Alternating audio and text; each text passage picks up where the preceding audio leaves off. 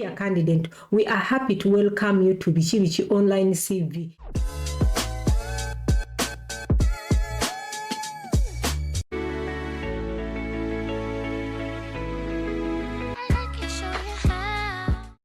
Muje baliko mwena gye muwangalira kanzobere muli bulungi bannange leero mbaleetedde program w'obeera nga oli eyo ng'oyagala eno program ogikwateko n'amaanyi nga ddala wali oyagala ogenda mu nsi zino Netherlands, Germany, Sweden, Denmark.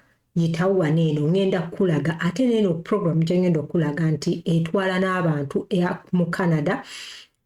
Twaba twagyogerako watching a video eno until the end kubanga otagiwatching togenda kumanya muntu tugende maaso. Genda ku Google yo oteekemu ekigambo Bixter Training Program. Wona okiteekako ogenda kujja waliwo eno gundi esooka naye ngenda kulaga eno yonna Bixter jangu wano ogikwatemu. Wona ogikwatamu kansuubire nti mulaba nnyo gundi eno mugiraba. Kati ngenda kulagako eno gundi eno ogiraba ekulaga nti nno ereeta abantu ba poultry tesosola oba oli musiraamu oba toli musiraamu osobola ogikozesa n'okola ki n'otambula. Katugenda gikola tutya? Gwe omuntu yenna wobanga oli musiraamu togenda teekawo nti oba gamba nti oli musiraamu oba tojja kukola mu mbizzi oba ojja kukola mu nte oba mu nkoko wonna oba okitegeera oba migaati okiraba. Kati nga bakugamba visa requirements age between 18 to 29, basic level of English or German, currently university student of agriculture third semester bichi byonna. Naye kyenjagala omanye nti n'oba nga toyina third semester eyo osobola okukola ki osobola okukikuba oba okitegedde nga togize kasobera mu gino emyaka. Very important to have a specialization of animal production. Wobanga umanyiiko ebintu by'ente, embizzi, poultry. Bakugamba cannot have complete a long-term intern or trainee before in case of abaana mwena bakola agriculture muyite wano only universities that has bichi in Germany bichi byonna.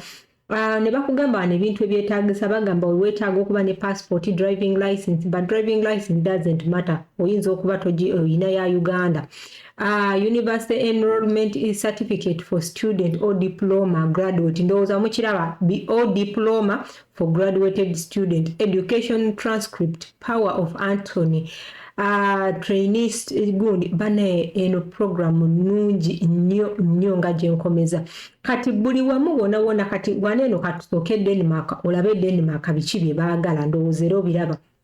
Denmark baagala biki kubanga wana abantu wano waggulu wano wembalaze waneeno waliwo ebintu bingi waliwo Denmark, Germany, Norway, Sweden, Netherlands.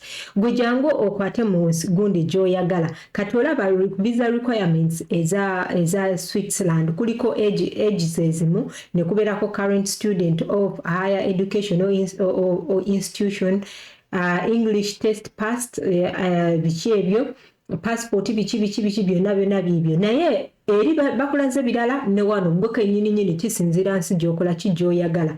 Kati ojja kujja ne wano kangeze Germany oyagala Germany ogenda gikola otya era naawe jangu waneeno ebya Germany biibyo bye bisingako obungi. Very important okay byebino ebya Germany. Kati tugende ku bya Netherlands ebya Norway naawe obirabe.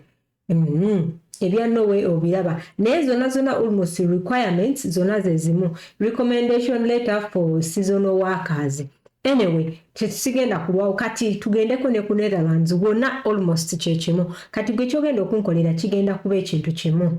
Jangu waneeno clickinga wansi jangu oklickinge wansi waliwo waneeno ekigamba apply today for Bixter Training in Enogundi. Kubanga tuli mu Netherlands gamba apply wona wogiza. Uba kugamba apply bagamba dear candidate, we are happy to welcome you to Bichi Online CV. Jangu waneeno gamba start. Wona ogamba start ogenda kujja waneeno ogambe kati bagenda kugamba weeteekeke weekuba ekifaananyi.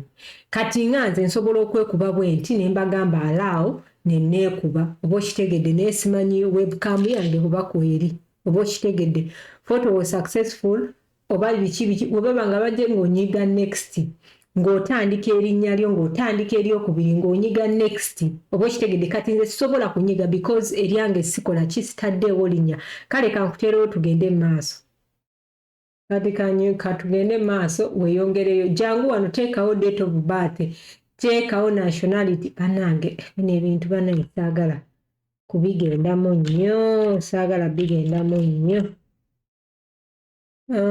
saagala bigendamu nnyo amusingo naddala abaana abato abo teekawo singo guno omwaka nga bagugaanye teguliiyo okay kanteekewo mwaka ki mujja gukkiriza bannaye saagala kulwawo kubanga eno vidiyo ejja kubeera mpanvu ate nange temumpa maanyi gagiwakinga gimalayo so buli wenkola bino eno ate gimaleeyo ate bamalireyo and you don't watch it please watch it kubanga endaga eddakiika ze mugiwakinze oba okitegeera wotondaga eddakiika zemuziwan oba gundi kantekewo 50 kg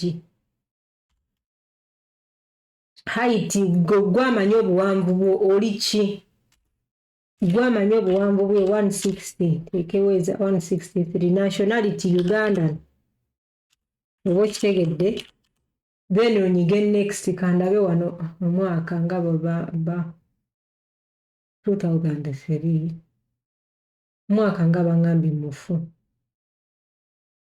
ekiki kyenkoze nteekewo mwaka kinno nteekewo